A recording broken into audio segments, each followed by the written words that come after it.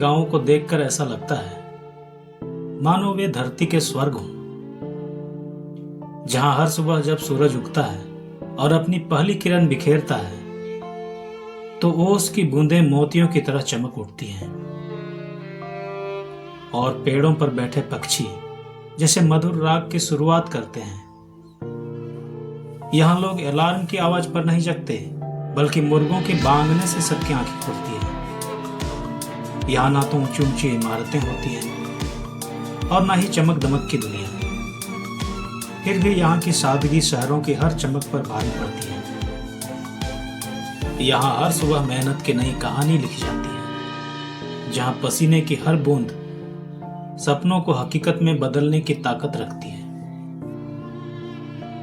इस मिट्टी में पलने वाला हर इंसान भले ही साधारण दिखता हो, लेकिन उसके सपने आसमान से भी ऊंचे होते हैं। गांव का बचपन सबसे अनोखा होता है, जहां बच्चों के पास ना महंगे खिलौने होते हैं और ना ही मोबाइल का शोर।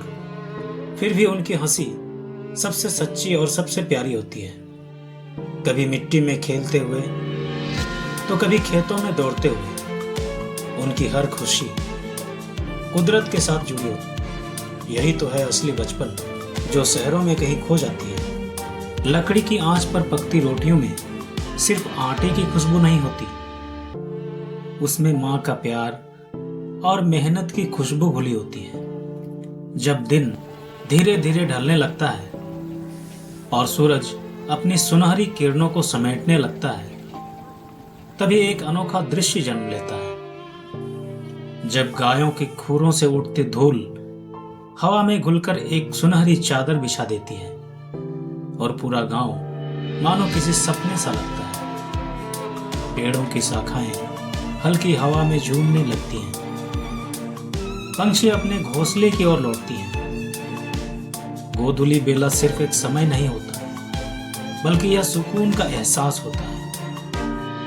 और फिर जब रात धीरे धीरे अपने आंचल में गांव को ढक लेती है, तब तारों भरा आसमान और ठंडी हवाएं दिन भर की थकान को सुला देती है।